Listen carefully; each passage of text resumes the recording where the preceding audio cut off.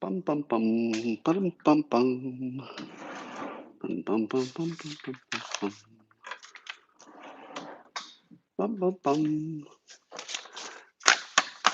Well, it's time for the simultaneous sip, or as somebody on YouTube referred to it as the concurrent chug. Well, you can chug or you can sip. It's very permissive here. So come on in. Come on in. We've got lots to talk about. But first, it's time for the simultaneous sip, and all you need is a cup or a mug or a glass, a tankard, chalice or stein, a canteen, jug or flask, a vessel of any kind. Fill it with your favorite liquid. I like coffee. And join me now for the unparalleled pleasure, the dopamine hit of the day, the thing that makes everything better, including the air quality in California. It's called the simultaneous sip. It happens now. Go. Mm. Yeah, speaking of air quality, I've been living in a smoke-infested hellhole for weeks now, but the air quality today has improved a little bit. So today, I might be able to go outside. That would be pretty exciting. Have all of you experienced going outdoors?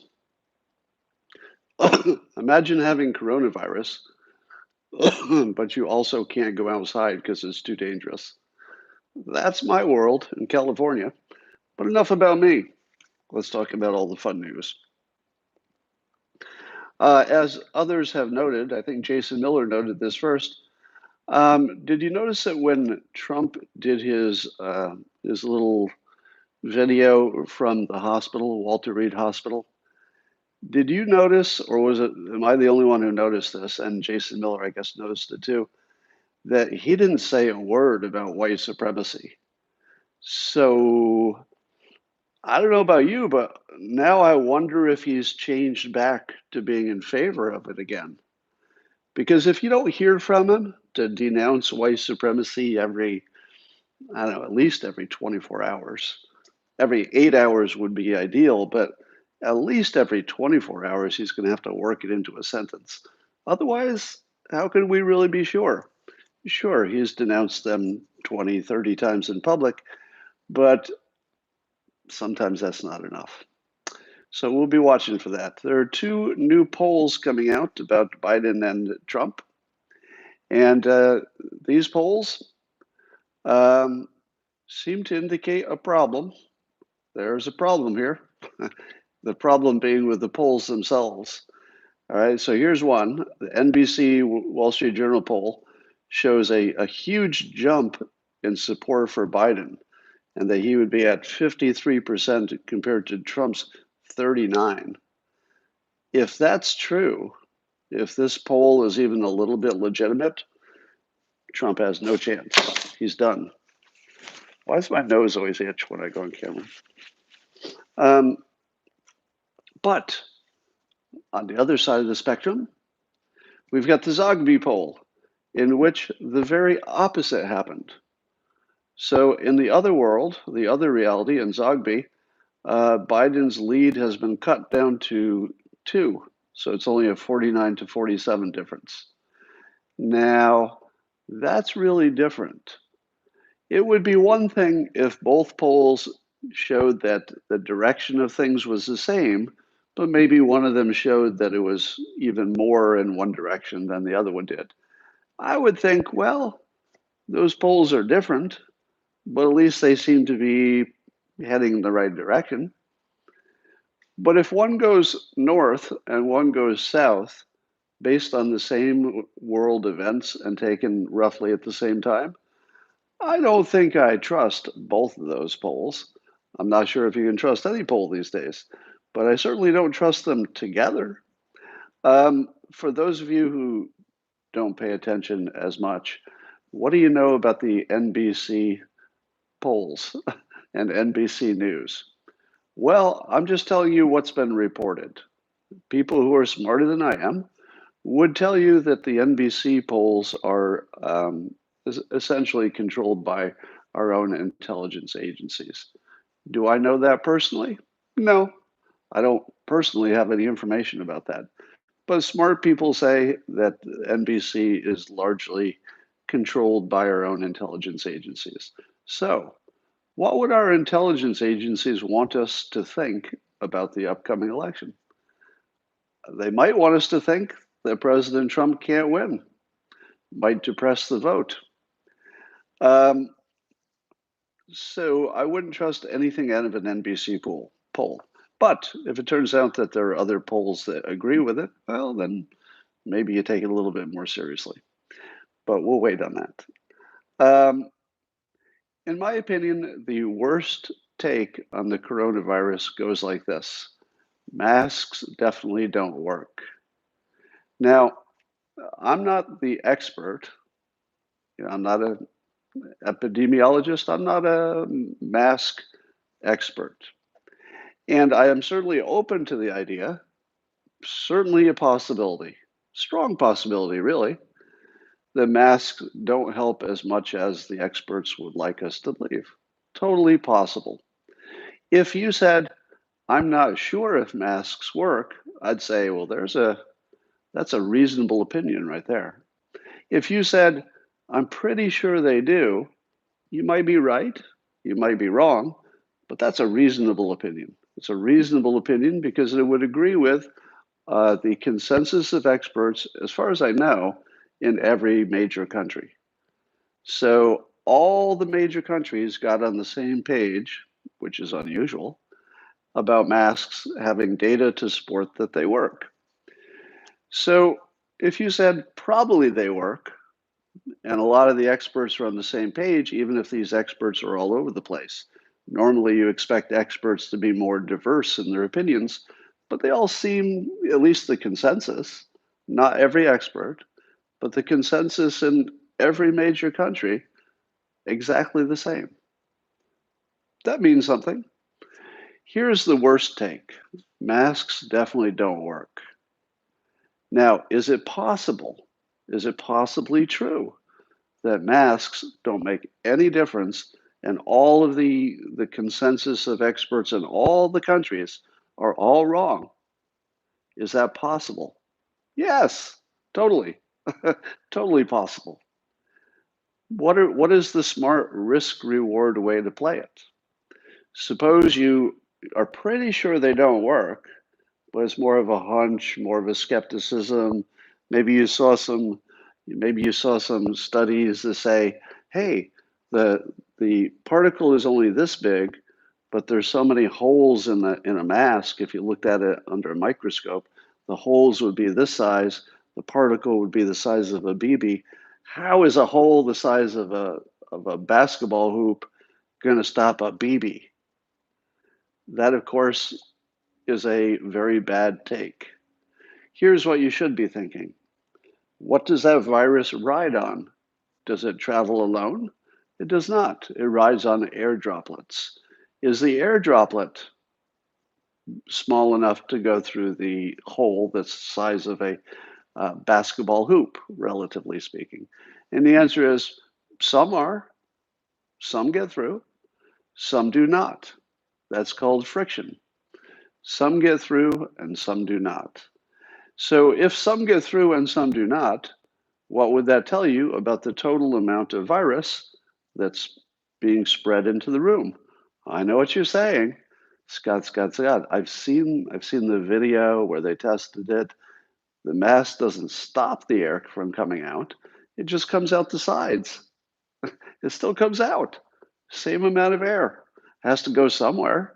So it's not like staying within the mask, right? It's going somewhere. That's right. But it's not going as far, is it? If your mask is sort of leaking out the edges, it's staying near you. If you take the mask off and you're a big talker, hey, what you doing? Let me talk to you right into your face. You're shooting a cannon of virus into the other person's mouth and eyes. Is it the same? Maybe, maybe. I wouldn't rule out the possibility that if you really could study this thing, and apparently it's hard to study, so you really can't, that in the real world, maybe the virus coming out the side, floats in the air, doesn't matter that it was local to you because it all spreads out, maybe. I'm open to that. It could be that they don't work. But what are the odds? If you're going to play the odds here, what's the smart way to play this? Well, if you've got some special condition where wearing a mask might be dangerous to you personally, well, that's a personal decision. But in terms of the risk reward, given that the experts in every country, the consensus, not every expert, but the consensus is very strongly, unambiguously wear a mask, maybe you ought to take that seriously on a risk reward level. Again, doesn't mean that there's a 100% chance that they really make a big difference. But I would say the odds are pretty good. 30% chance. Suppose there were a 30% chance it would make a difference. Would you think that's worth it? I would say so. I would think a 30% chance that masks make a difference would be enough. Um, yeah, and even if you add into it the fact that people will touch their mask and all of that's been taken into consideration by the experts who study these things and have figured out that the data suggests that it works. Here's a good rule for determining what is true and what is fake in terms of the news. It's in my book, Loser Think, and the trick goes like this. If you see something reported as true on CNN and untrue on Fox News, it's untrue. Not because Fox News says it's untrue, but because there are two news organizations equally capable, and if they don't both say it's true, about 95% of the time, it's not true. That's also reversed. If Fox News says it's definitely true and CNN says, no, that never happened, there's a 95% chance it didn't happen. But if both of them say something is true, the odds of it being true, very high. Both Fox News and CNN and MSNBC and every other network, left and right, report unambiguously masks are important, right? Now they do have on Fox News, especially, they'll have guests who will be on the side of opening up and taking our chances and getting herd immunity and all that. But it's always in context. They'll still bring on their own medical guy right after the guy who says maybe masks are not that important. They'll still bring on their medical guy to say, yeah, masks are important. The experts agree. So that's all I want to say. You can certainly say you're not sure if masks work, but it is not a good take to say, therefore, we shouldn't wear them. That the logic isn't there. The logic is, might be a good chance they work. Given the stakes, it's worth a shot. It probably won't kill you. I've got a question about this rose garden super spreader situation. Probably you have the same question, right? And the question goes like this. Um, why is one event such a spready situation and others are not? Because they're not that different, are they? What would make the Rose Garden event so infectious, but yet, let's say the normal Trump rallies were not? Let's say the Black Lives Matter rallies were not.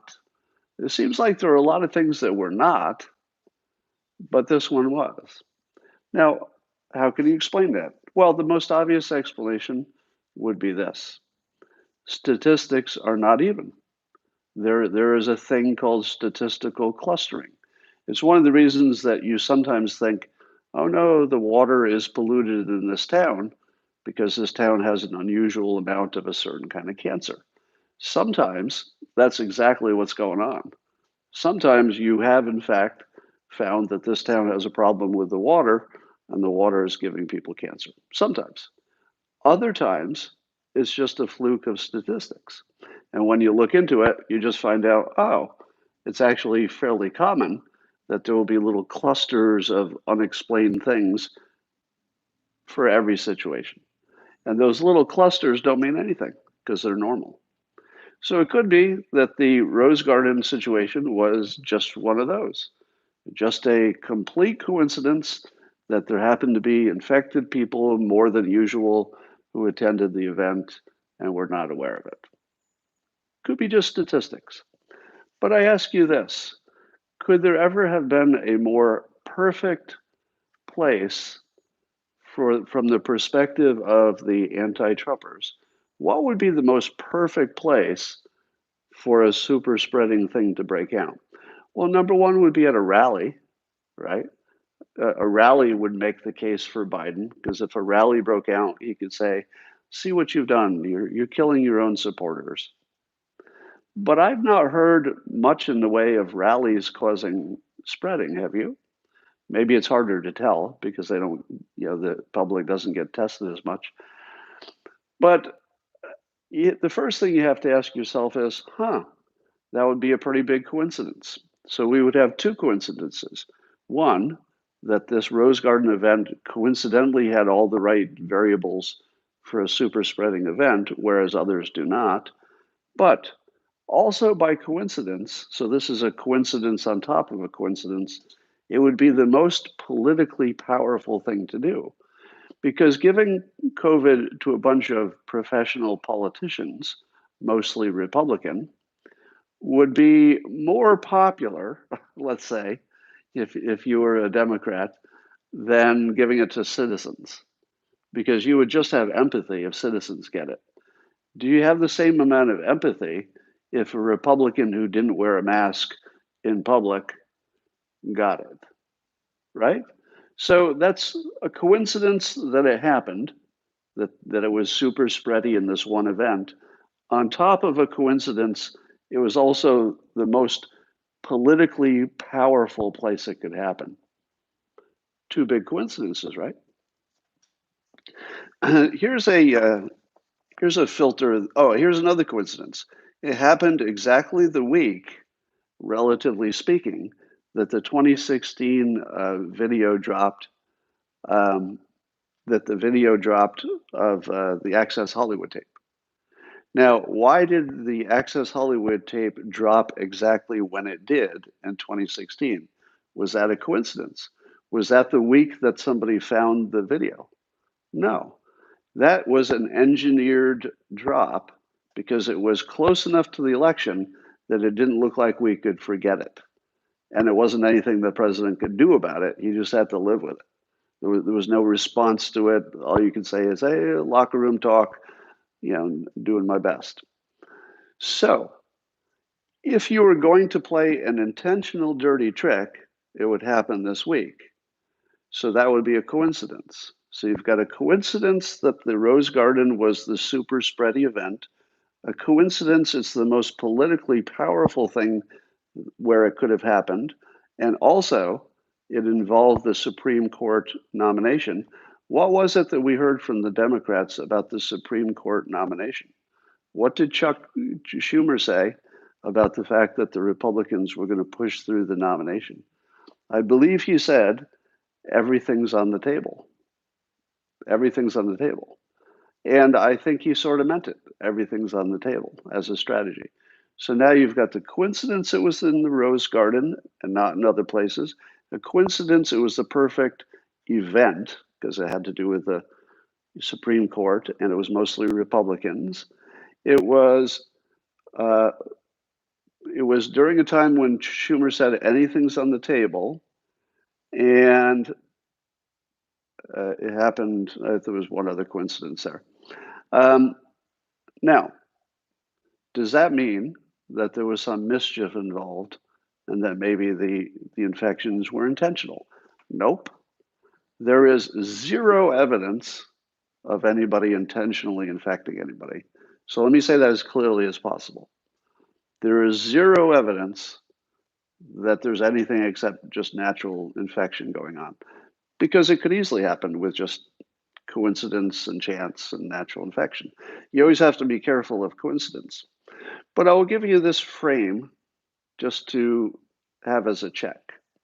I've told you in other situations that one of the ways you can predict if there will be bad behavior is this.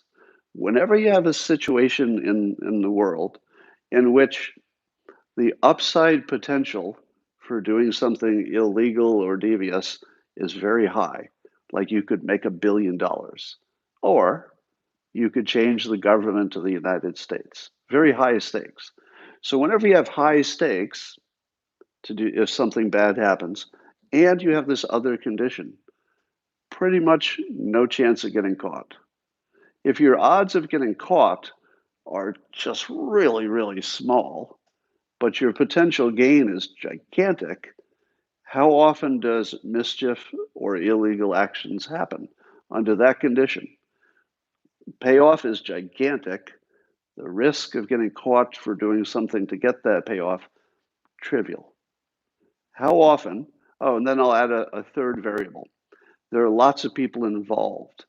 So let's say in this case, you've got lots of foreign adversaries who would like to see something bad happen to the president. But you also have lots of Democrats, individually and as a group.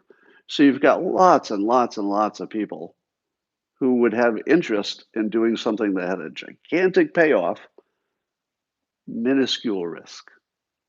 How often in our world will mischief happen under those conditions? And the answer is every time. Yeah, the answer is every time. Now, could this be the exception? Could this be because the stakes are so high, and if you got caught doing this thing, even though the chances of getting caught are really, really small, if you did get caught, it's pretty bad. I mean, it's about as bad as it could possibly be if you get caught doing something like that. Let's take an example. Let's take insider trading. If you do insider trading, do you have a potential for a gigantic upside? Yeah, depending on the trade, it could be pretty big. What are the odds of getting caught at insider trading? Not as high as they should be, right? That's the reason it happens so much, because there are situations in which people say, all I have to do is mention this to my cousin, and nobody's going to know it came from me. Just my cousin will have a good stock trade. And maybe I'll work something out, on the side with my cousin as a payback for this insider information. Well, then it happens almost every time. So maybe this is the exception. It could be the one time that there was no mischief and that it just happened to coincidentally line up with exactly the way it would look if it was done intentionally. But again, let me back up to the first point. If you were going to place a bet on this or any other conspiracy theory being true, you should probably bet against it. If you had to put your money on it, I'd bet against it. Um, yeah, Martha Stewart did have a little issue with that. All right. So I'm not saying that there was mischief. I'm just saying that every condition that would support that theory exists. That's all. Um, I've talked a lot about this being, or about this would have a third act. In other words, in a movie, the third act is about, 2/3 through the movie, where there's something that happens that looks like the hero can't possibly escape. The hero is doomed. There's just no way you can get out of this trap.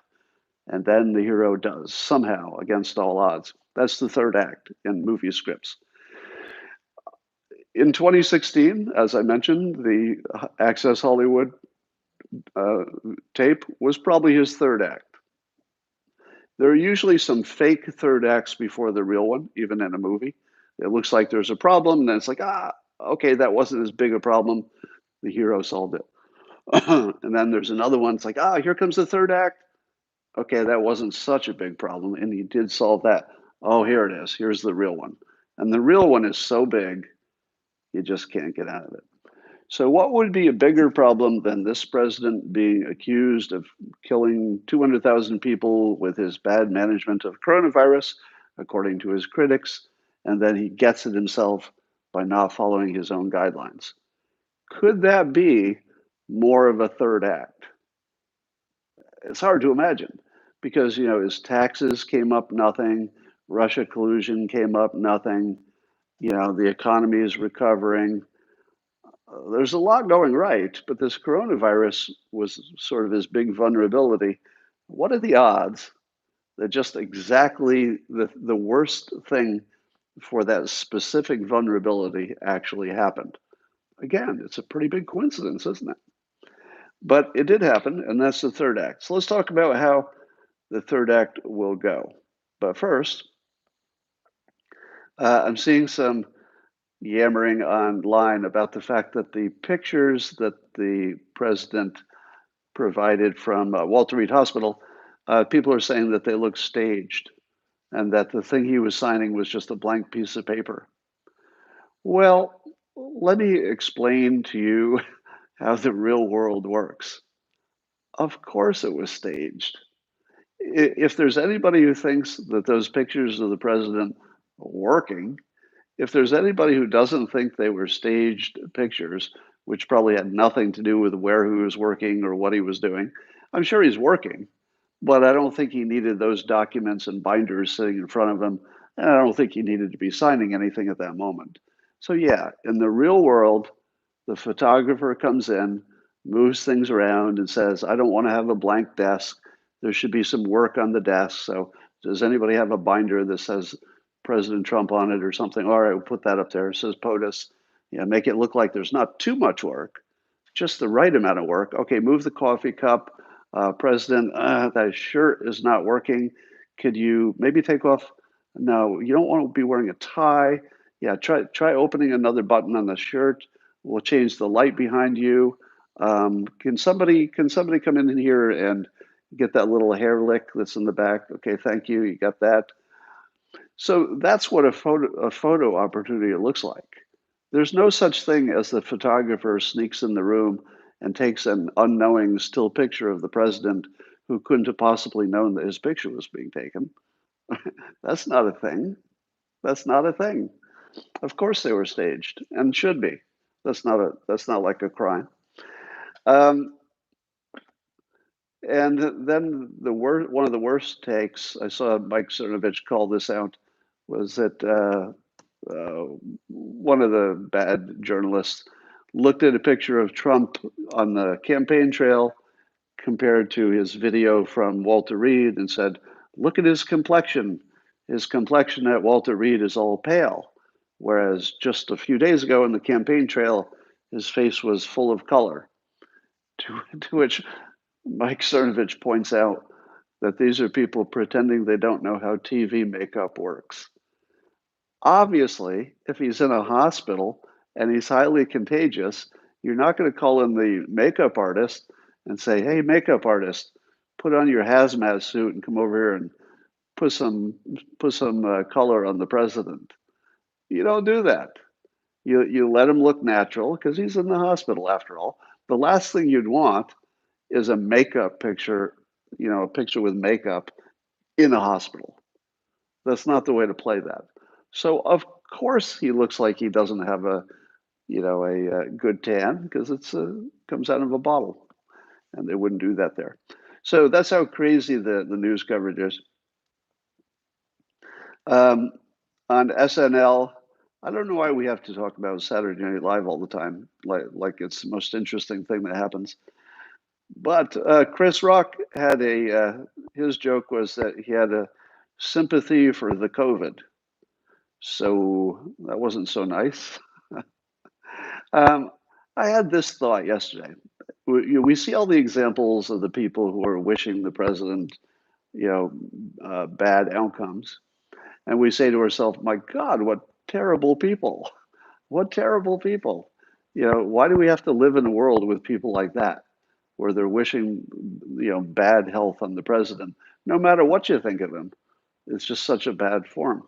But I would like to put this into the mix. I think most people are good people. I think that most people in the public eye, especially the politicians, all the way from Biden on, most people understood that this was a time not to be that kind of person. Most people got that the rest of society might judge them harshly if they wished for ill health for another citizen, even if they disagree with that citizen. So I think most people got it.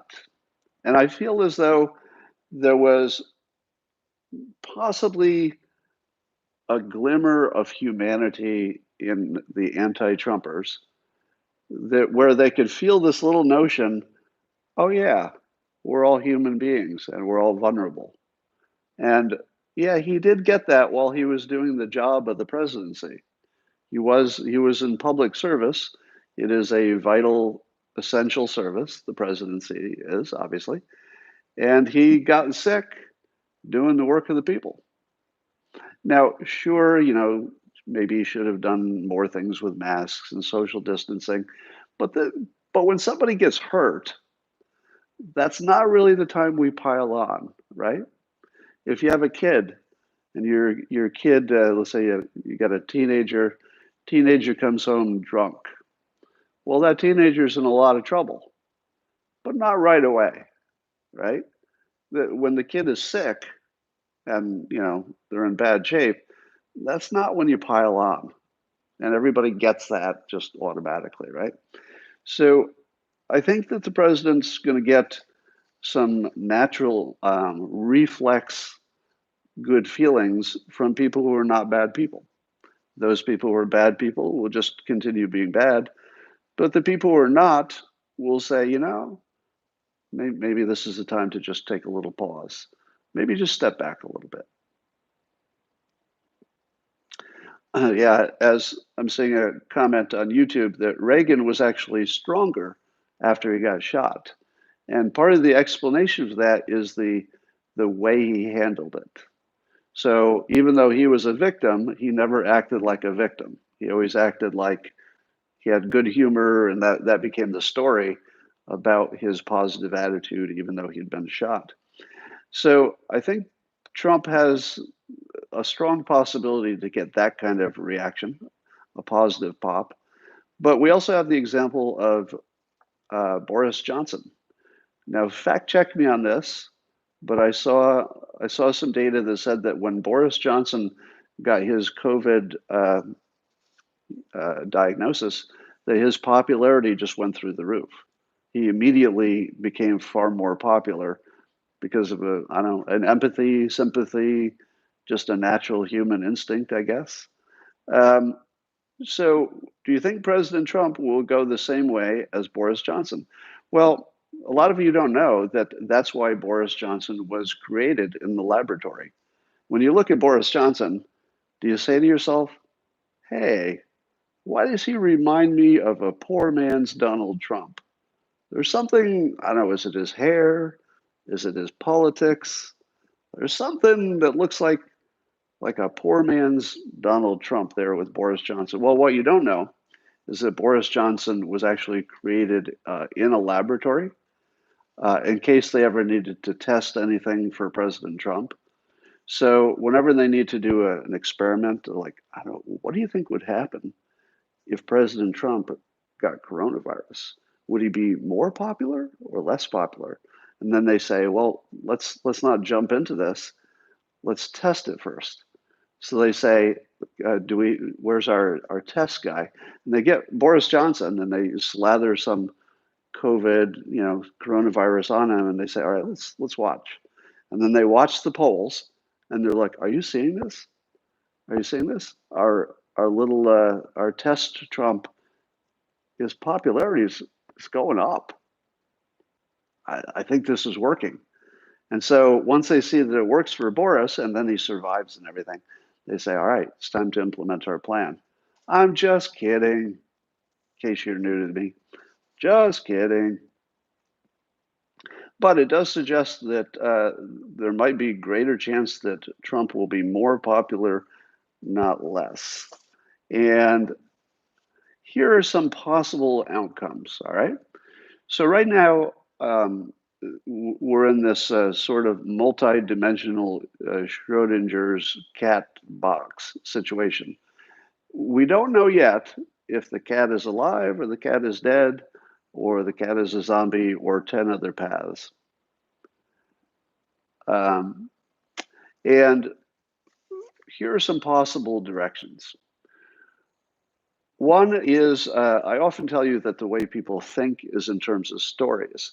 So when this news broke, people were, I think, confused because it didn't fit any story they already have in their head. There's no model of this. There wasn't anything like it. exactly. So they're trying to say, okay, what is this like?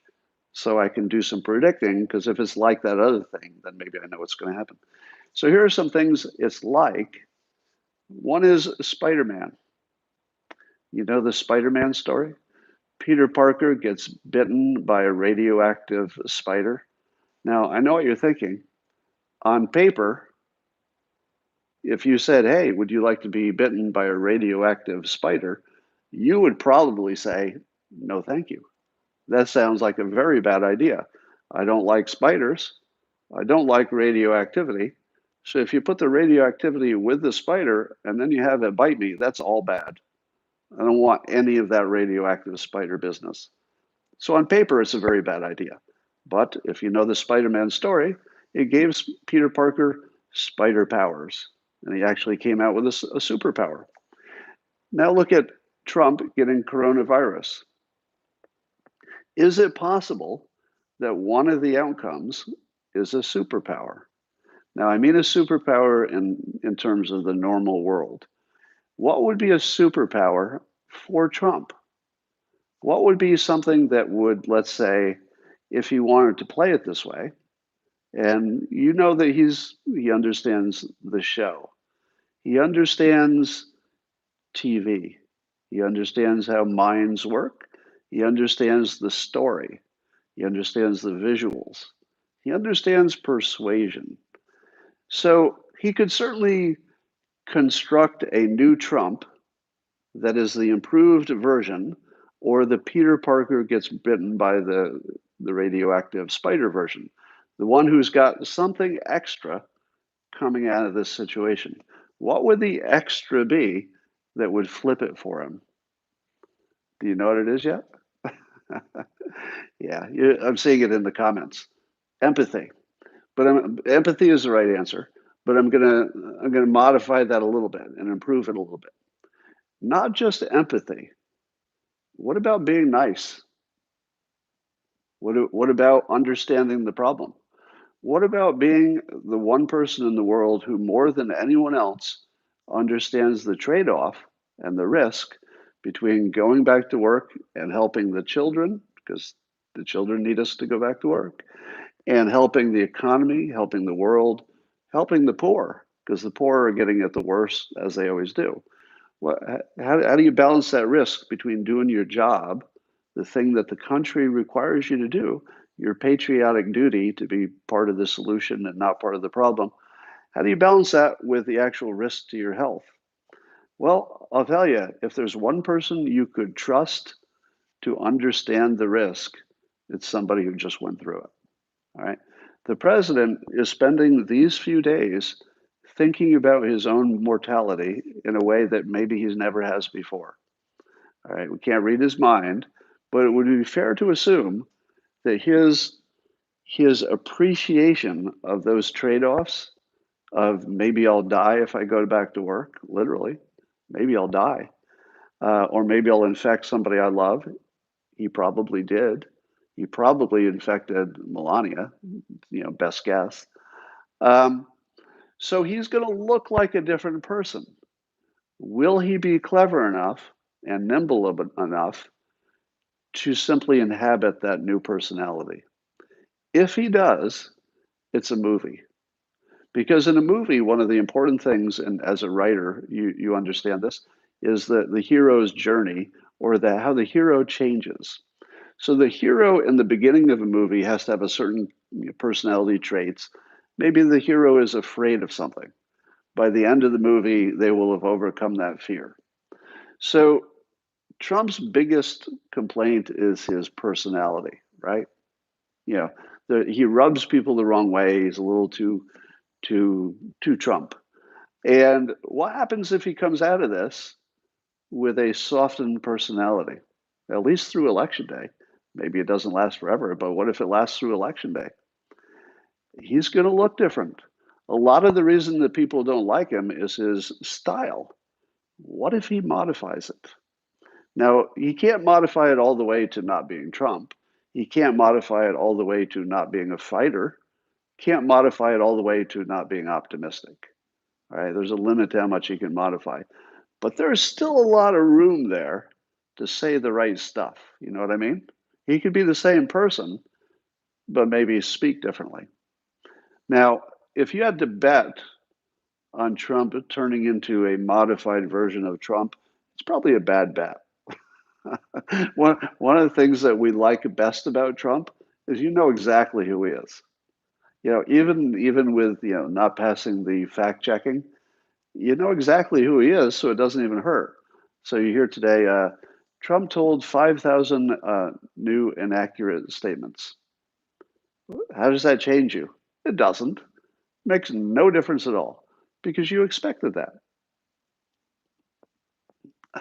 Yeah, somebody says Trump is almost like somebody from Queens. Exactly. So that's one way it could go. It could go the Peter Parker way, and he comes out with a personality superpower he didn't have before. You know, you on his video statement, he used a statement which is just super strong, and he does this so well. I mean, I doubt he thought it through, but it was still perfect, even spontaneously. And he said that he was seeing lots of bipartisan, love and support that he was getting. And then he said this. I don't know if you caught this, but he said, "I'll never forget it." That's really powerful. He said, "I'll never forget it," and it sounded sincere because I actually believe this is a gigantic moment in his life, obviously. And I don't think he will forget it. And I think he will always appreciate the country for doing this for him, even bipartisan. Now, when you have a president who is touched in that way, touched by the public, so the public has now um, done something that, if the world is predictable in this way, it should change him. Because it's one thing to have your loved ones say good things about you. You like it, of course, but it doesn't change you. But when your enemies show you kindness when you're down, that can change you. That can turn you into that can rewire you. That can turn you into a different person because it's just an experience you don't normally have. And when you do, it could be profound. So when the president says he's not going to forget it, here's how I internalize that he's going to work harder for the country, that that he owes the country something. That's what it felt like. It felt like I owe you a favor, and it felt real. So I think that was meaningful.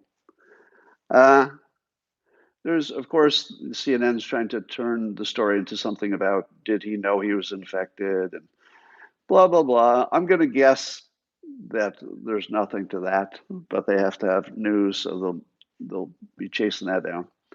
Here's an idea for paying off the national debt. Are you ready? You know what convalescent plasma is, right? So you take somebody who's infected, you manipulate their blood, and you take out the good stuff, and you get the antibodies, and use those antibodies to help somebody else. And that's called convalescent plasma. Suppose we take Trump's recovered, once he's recovered, suppose we take the convalescent plasma from Trump and then clone it, because I think he can do that, right? You can clone his antibodies. So you clone his antibodies and then you bottle it and you sell it as tiger blood. Trump tiger blood. Now let me ask you this, because we're all irrational humans and we like things like brands. You'd rather buy a Nike something or an Adidas something than some other brand. We're very brand conscious. And given that, serious question. If you had a choice of buying, let's say, from your healthcare provider, Trump, literally Trump convalescent serum that's cloned from his actual antibodies, or a generic one, which one would you pay more for? If they were identical in ability, in usefulness, there was no difference in utility. The generic convalescent plasma or the plasma that was derived from Donald Trump's own antibodies. You know you'd pay more for it. You'd pay a lot more for it. Now, I don't know what convalescent plasma costs already, but people would pay twice as much for that. You know you would. So it's a fun idea, but not entirely impractical. Yeah, you could maybe make some of it, give some of it out. It'd be pretty popular. All right. When President Trump did his video, of course, the two movie analogy came out. And so Gabriel Sherman said this, just watched, Gabriel Sherman is, let's see, who is he? He's a Vanity Fair special correspondent, author of The Loudest Voice in the Room, etc. So he's no Trump supporter, I'm guessing. He said, just watched Trump hospital video a second time. His breathing is clearly labored. He seems to be leaning on the table for support, and there's so much fear in his eyes. What? Did you see any of that? Did you? I saw him leaning on the table. Do you know why? Because if you're sitting at a table and you're not leaning on it with with your arms like this, you look kind of dorky because you're just sitting behind the table. You have to put your arms on the table. Look at somebody on camera with their arms on the table. Looks powerful. You're leaning forward. You're not leaning on your arms. You're leaning in. It's a power pose. So, but Gabriel Sherman saw that as he had to be leaning for support. Again, that's knowing nothing about photography. Any if Peter Duke is watching this, and sometimes he does, professional photographer, Peter, let me ask you this question: true or false? It's a better picture when the president is leaning forward on a desk, right? Now, I don't know that he does. I'm trying to remember if he does it for the addresses from the Oval Office, but I think he does. If we looked at an Oval Office address, wouldn't he be on the table? Because it just looks weak if your hands are by your side at a table or a desk. And then I certainly couldn't tell that he was having breathing difficulty. I didn't see any of that. And I didn't see any fear in his eyes. Did you see any fear in his eyes? Now, of course, he would have to be concerned about his health. Who wouldn't be? But fear in his eyes, I didn't really see any. Okay. All right.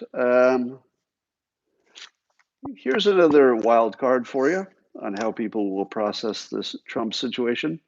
I asked on a Twitter poll just this morning, I asked if, based on what you know about the White House's own procedures for social distancing and for mask wearing, is your personal family situation better or worse than the White House as far as what you've heard reported? And what do you think people said? They said about 80% of the people who answered said that their family situation is similar to or worse in terms of protecting themselves than the White House.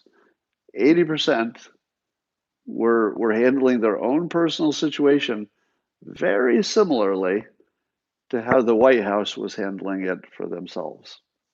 Now, does that make it smart that the White House was only doing as much as average families? No, no. Medically and politically and everything else, they should have done better. But when you see the president, let me put it in analogy terms. When the president eats fast food, whether it's McDonald's or Taco Bell, and he does it conspicuously and publicly, what do the experts say? Well, I'm not so sure you should be eating junk food in front of the public. You're setting an example. That's not really the healthiest thing. Maybe you should eat something healthier, then they would eat something healthier. That's what the experts will say, right? What do the voters say? The voters say, hey, I eat at McDonald's too. The voters say, hey, I eat at Taco Bell. Hey, the president eats at Taco Bell. I eat at Taco Bell. That's what the voters say. So when you see the president being lax with the social distancing, or the White House in general, and lax with the masks, Do you say to yourself, man, I don't do that. That's not how I act, and he needs to be better than me? Some people do. Some people will say exactly that. Were those people going to vote for the president anyway? Nope. No, they weren't.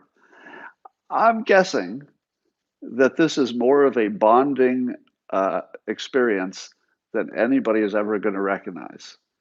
When you see your president doing the same thing that you do, that doesn't make you like him less, even if you're sure he shouldn't have done that. I'm sure the president should not eat junk food, but how do I feel when he does? I feel like he's like me. Well, he's not like me because I don't eat much junk food, but I think he's like ordinary people, and that certainly helps him.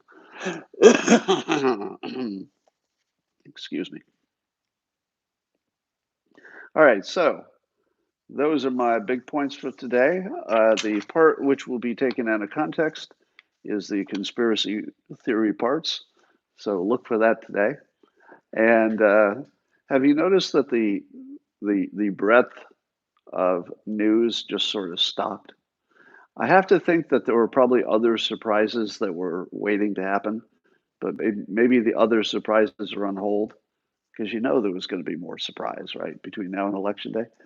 So you can see how the news is an artificial construct because it's not an accident that there's less news on holidays and weekends.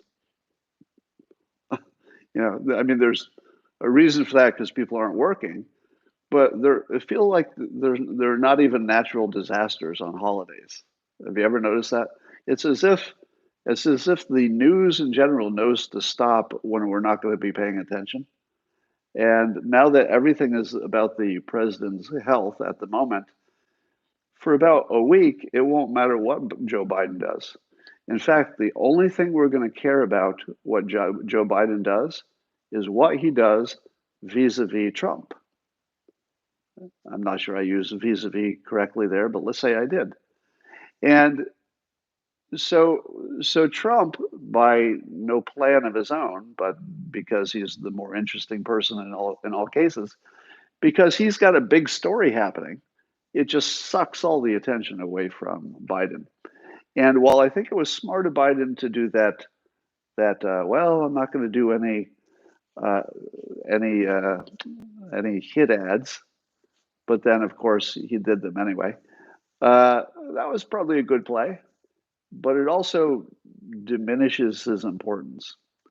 If I ask you who's more important, the president of the United States, commander in chief, who currently has coronavirus, well, that's a 10 out of 10. You can't care about many things more than that, except, an immediate emergency. But in terms of how important that is to the country, to the world, to your own psychological well being, President Trump in the hospital, that's a 10. Now, how does Joe Biden compete with a 10? What's his best play? There's almost nothing he can do. He can go around in his little weak ass train tour or whatever. He can talk to some donors. He can do some Zoom calls.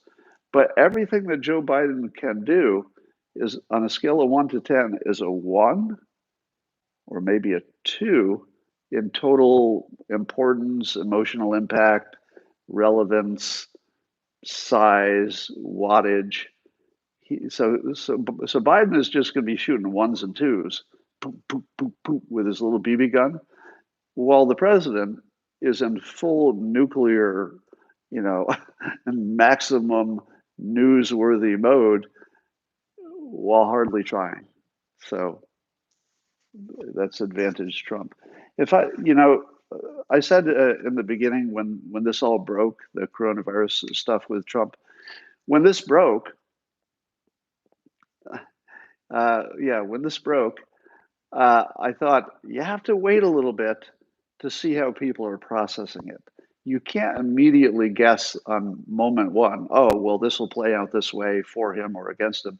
You have to see how it's settling out a little bit.